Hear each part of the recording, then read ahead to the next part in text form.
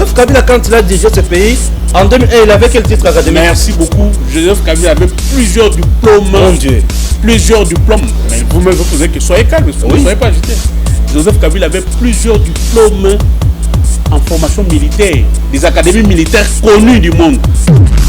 8 millions de dollars par année que Joseph Kabila touche sous forme de pension. Monsieur Joseph Kabila, moi je vais vous donner un conseil. Le Congo là ne vous appartient pas à vous seul. Ne soyez pas égoïste.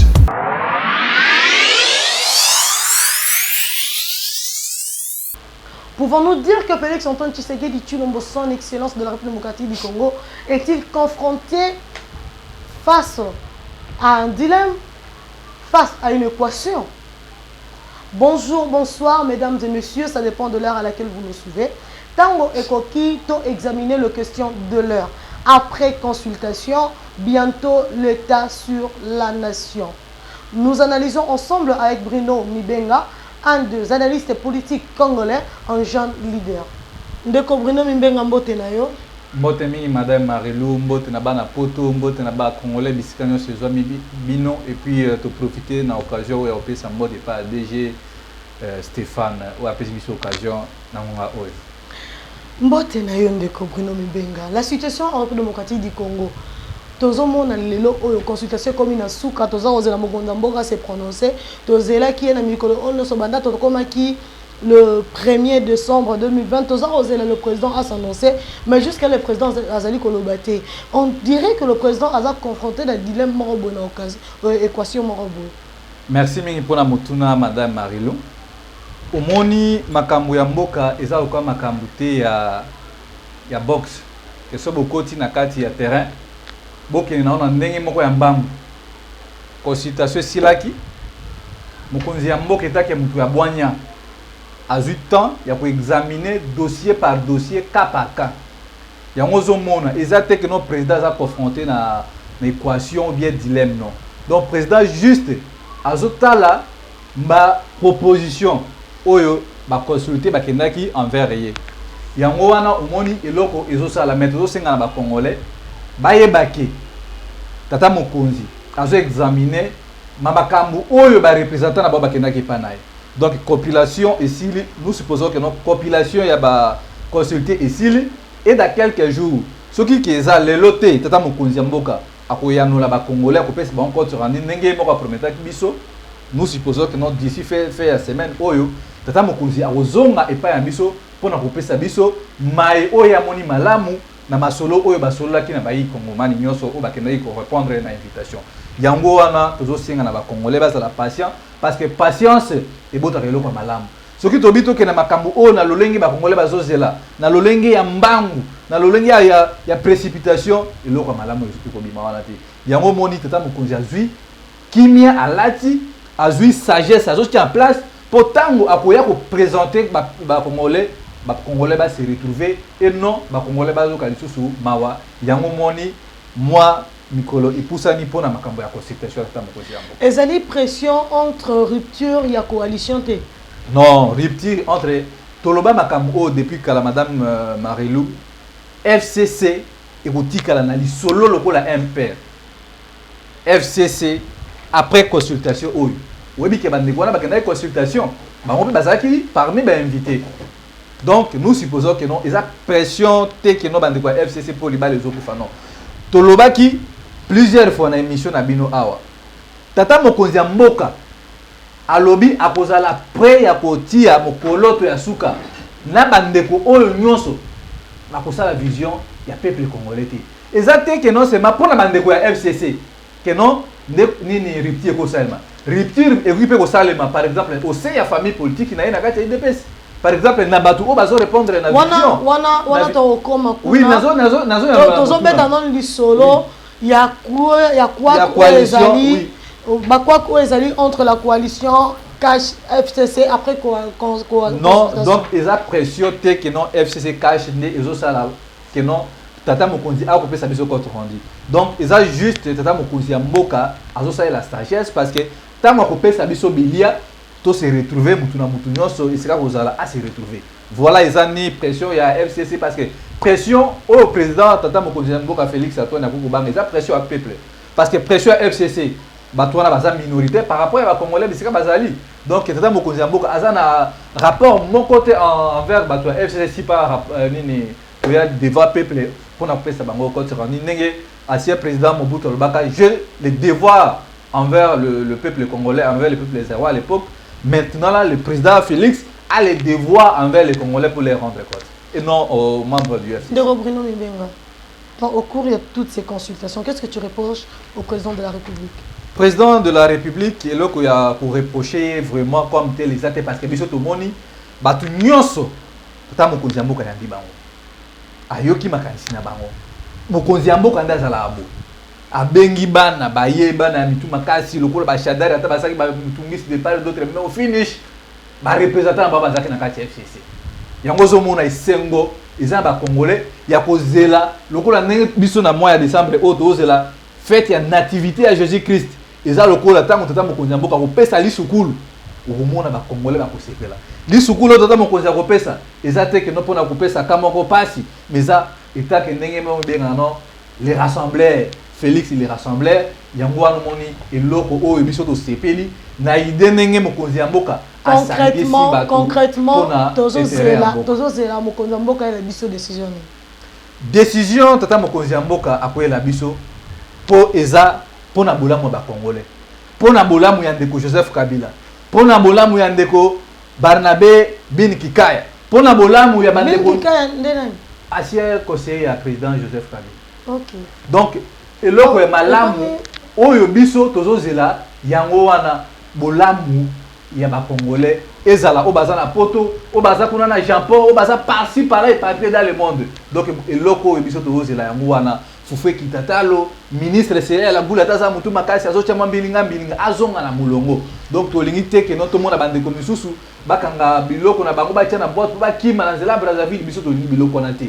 Tolingi batu bazonga na mulongo to servir mboka parce que tata mokonzi mboka yemoko à se rendre compte que non déjà passé à répondre na bah besoin du peuple congolais mais ne fût-ce que ces consultations vont répondre à tous ces desiderata du peuple congolais. Consultation oyo eza lokola batu o bazaki na kati Israël bazo katisa o batu bazaki na Égypte bazo katisa ko bakoma na mboka ya Israël la terre promise. Donc nous avons cette confiance envers les chefs de l'État que non après cette consultation nous allons voir des bons résultats et puis mukako soit pas tata mokonzi mboka ndenge muke akomi kozua nzambala wana ya mokonzi mboka. Quelles sont les conséquences de la consultation? Non, pas de la consultation. Prenons des décisions issues de la consultation. Les décisions oyo kobima pas tata mokonzi mboka. Ba conséquence nango ezana nini? Conséquence nango eza que oyo akoluka ko répondre kozana vision du président de la République. Il va s'assumer. Tata mokonzi mboka ozala te pona koluka kotia moto na mboka azana besoin mboka kenda liboso azana besoin économie na biso emata azana besoin armée na biso basoda bazala bien rémunéré azana besoin ba policier basala musala ndenge sengeli azana besoin libana respecter congolais azana besoin mutu na mutu esika azosala à se retrouver. Donc conséquence c'est kozala te na makambo après consultation madame Marelo. Donc conséquence c'est kozala na ba o ba ko se poser na vision ya chef de l'État et puis na o ba ko répondre te na attente générale o peuple congolais azozela. Donc conséquence ya liboso kozala yango wana. Mais o ba kozala na mulongo ya malamu o ba kotambola ndenge mokonzi mboka azana vision na ye ba komona mbano na bango kozala toujours malamu.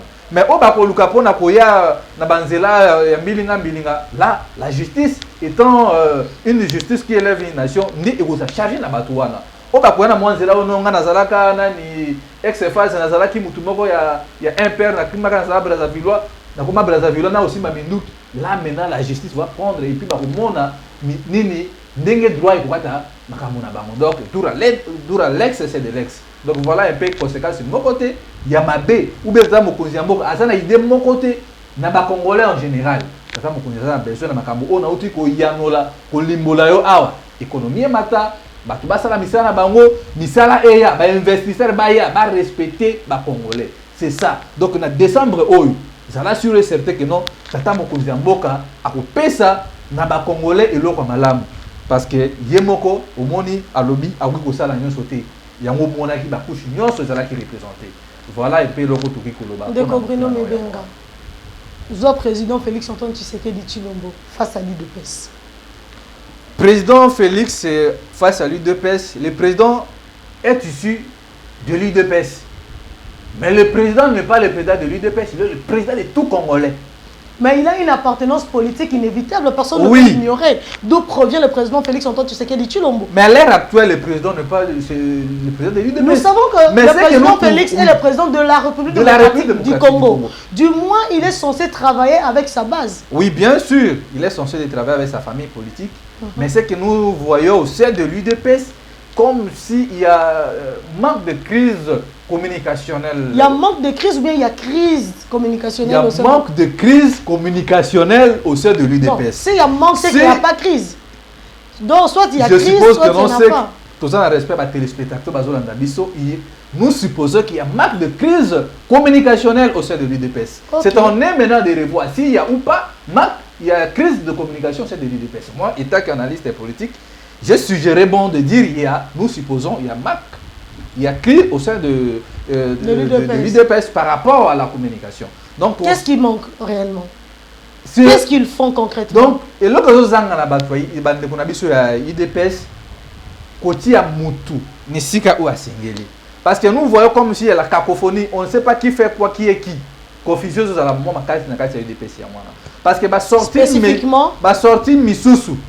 Et depuis que l'UDPS est au pouvoir, et là, il y a moins ma bête aux hommes dans l'UDPS, la sortie médiatique n'a pas tout. Moi, je raté trop. Il y a moins aux hommes dans le cadre, il y a l'UDPS. par exemple, dans ma propos, nous avons bien barat. Tozo senga na ba cadre IDPS. Par exemple, na likambo sengi juriste. Tout le monde a mingi ba kende pas ya procès André Mbata. Wazape moko ya famille ya IDPS. Mais s'il s'agit par rapport à makambo tali ko panza sango. Po ba tuba yoka nini IDPS vision nini IDPS zo ya nango. Nini toki ko sala message nini poto sunga tata mokonzi ya mboka. Wana tozo mona confusion place zo ya ngwana. Parce que crise zo ya na communication, façon ya transmission ya message. Tozo mona mingi CG Augustin Kabuya par respect aux nango azozala na mwa mbilinga ba discours na ye azopesa ezo. Il n'y a pas que lui, il y a également Jean-Marc Kabou. Oui, bango tout wana. Bazo de voilà kaba projet. C'est ça, la discrétion. La discotonomie au sein de l'UDPS au ses contenus. Donc l'UDPS est parti au pouvoir et ça censé il y a la discrétion. Donc ça manque un peu il y a peut-être na bato basali communication. Il y a moins toujours senga parce que l'UDPS ba communicologue basali belé. Non seulement ba basali formation mais ceux qui ont fait la faculté de la communication. Mutu atangi communication, message oyo, ceux qui te lobby nata oyo, quelles seraient les retombées? Ozomona, yango ne loko tozo senga na bandeko wana, ceux qui bakoyoka biso bazwa batu o basali communication. Omoni bino boza Idem TV, le DG Stéphane, il a fait la communication sociale. Biso po tozo na université, o tozo tangi la classe wana, quel message o toki ko transmettre? Nini o biso pe, toki ko yana ngo poto sunga mokonzi ya mboka ndenge tozo sunga elelo.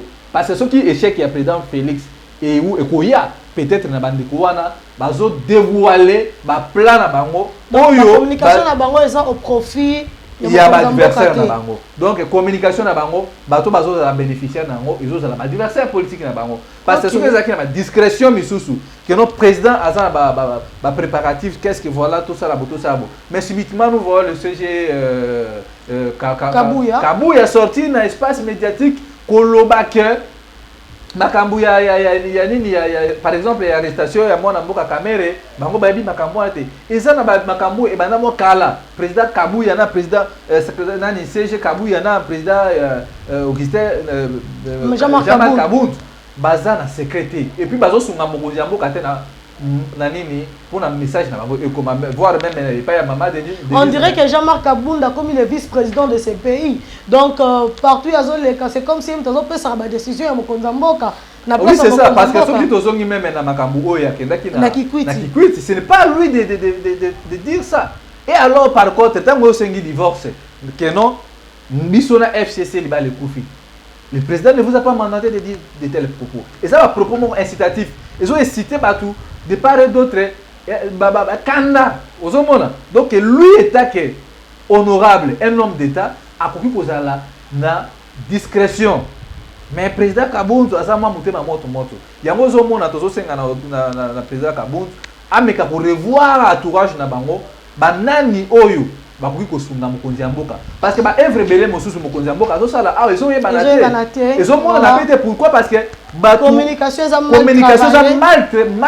mal géré na bato wana peut-être toyebi te soki peut-être na kati ya bato wana bazozwa bato basala nini médecine batie bango wana non c'est pas ça par exemple non okozala nosala médecine mais soki au moins ozosala mosala na bwania ko parvenir na fin moko nous devons respecter eloko moto atangi no classe.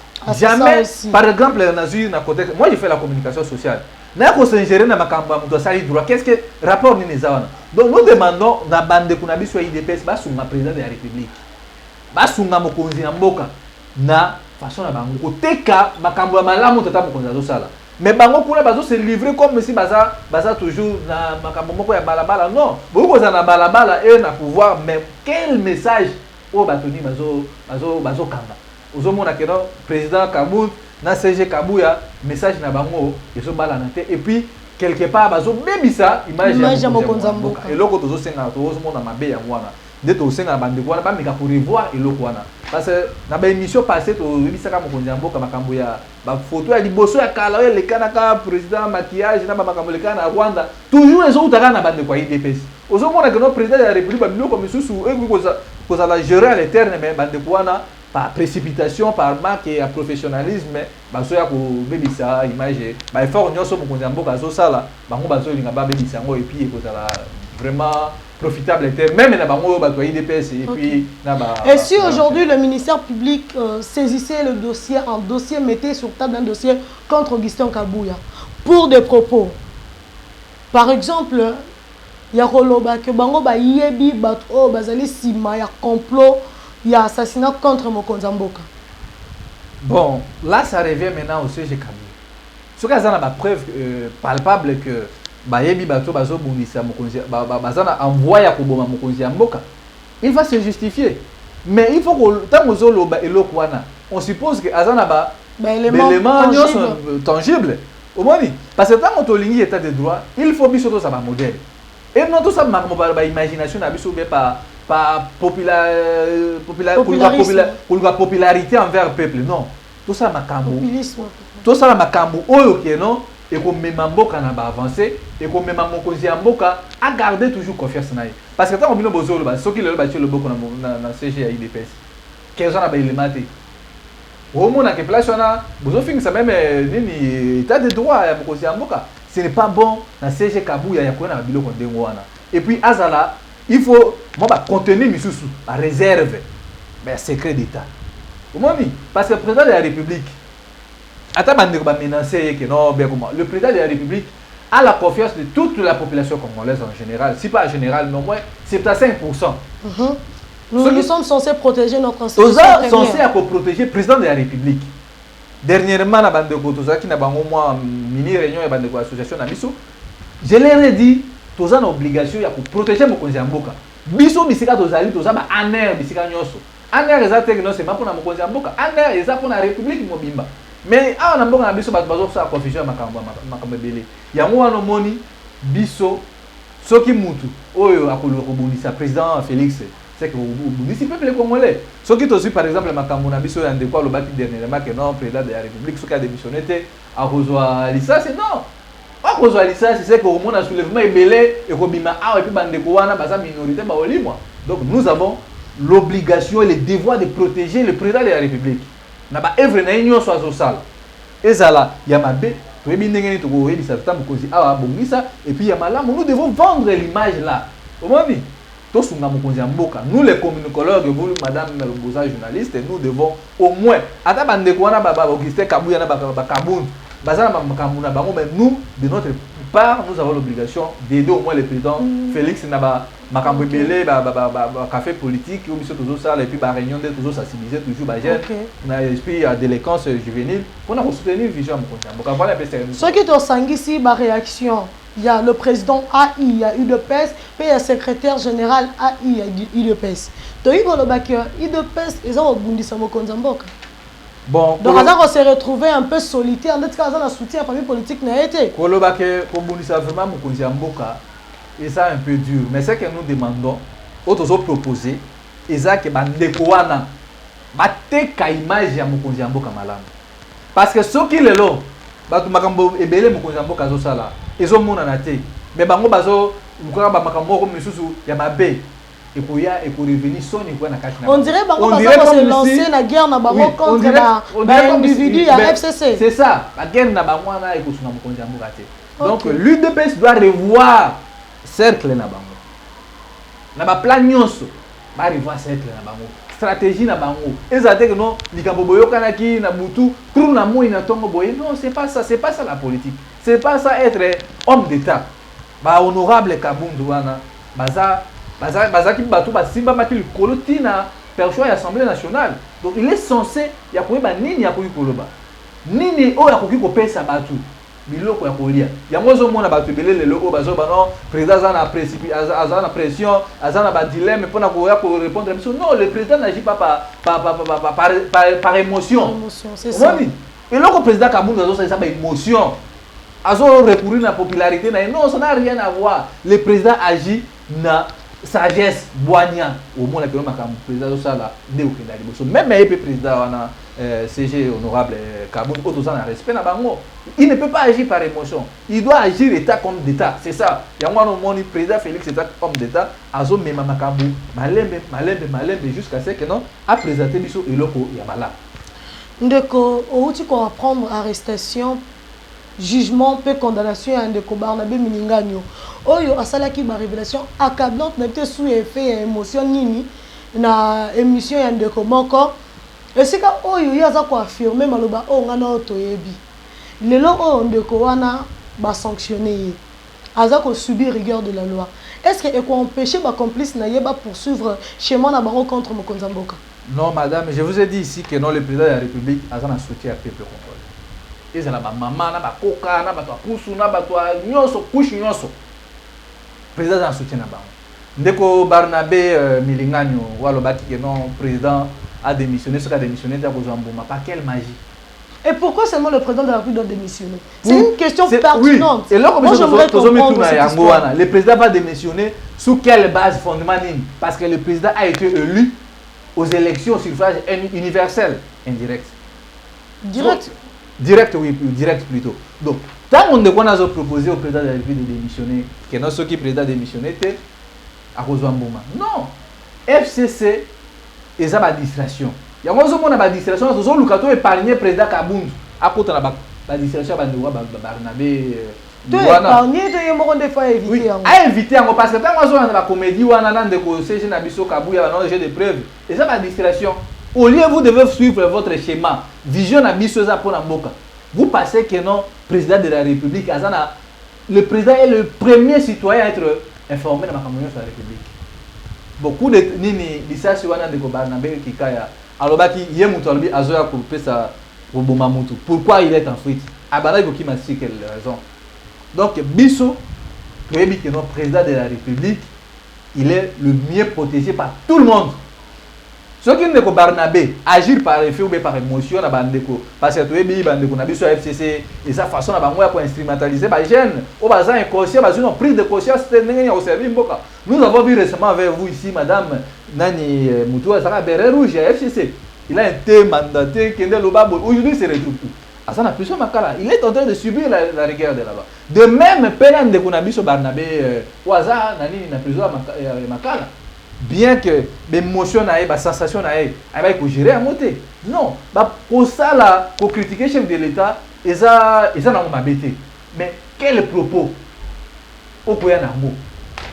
Non, même en France, et là, on a dit que les Moutoua, il y a président, il est condamné pour 3 mois, mais sauf chez nous ici, il est au-delà de 3 ans. Bon, c'est juste pour des raisons purement politiques. Une très dernière question, mais à 2 volets. Le premier volet est la majorité après consultation. Aujourd'hui, tous ans on tendre vers la majorité.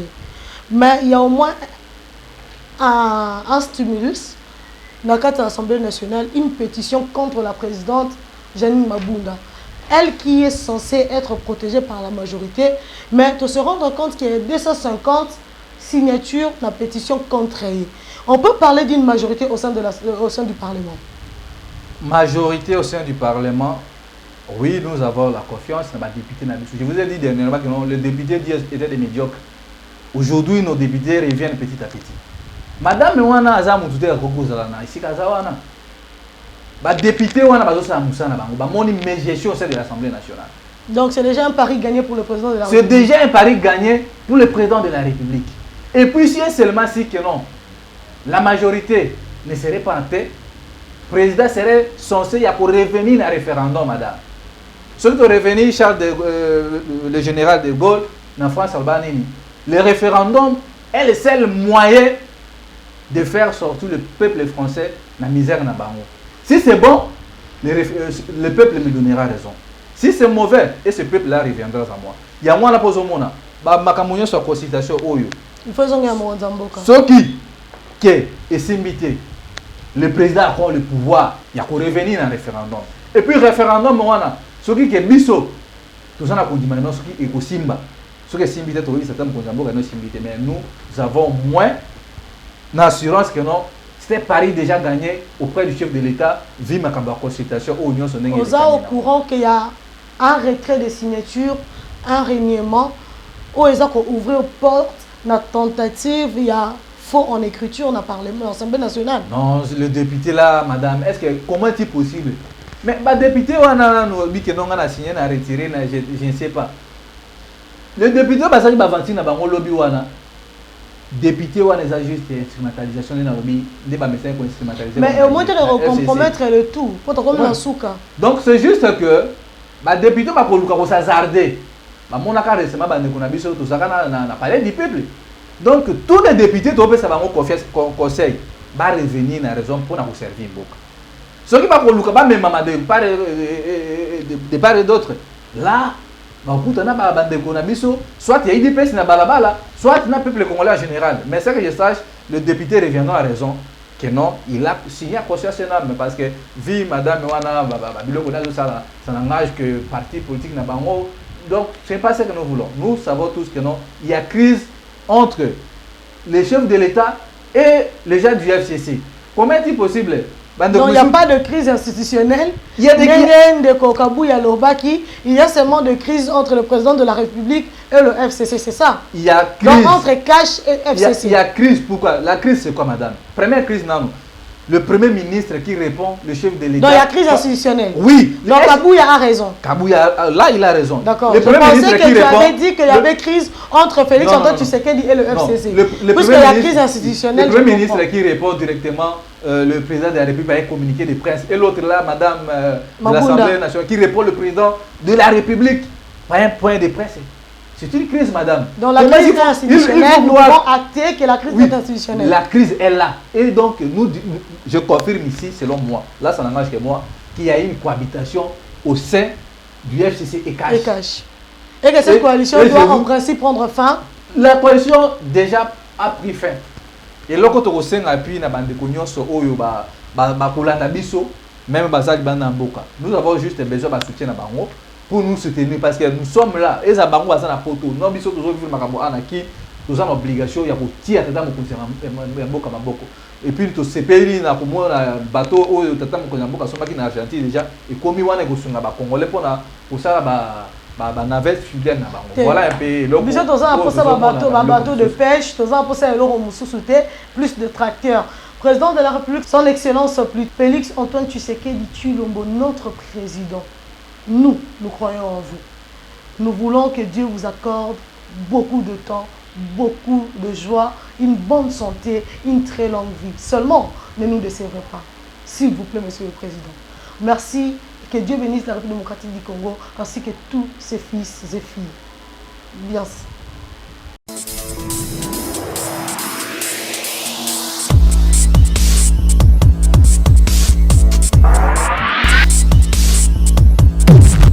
Joseph Kabila, quand il a dirigé ce pays, en 2001, il avait quel titre académique? Merci beaucoup. Joseph Kabila avait plusieurs diplômes. Mon Dieu.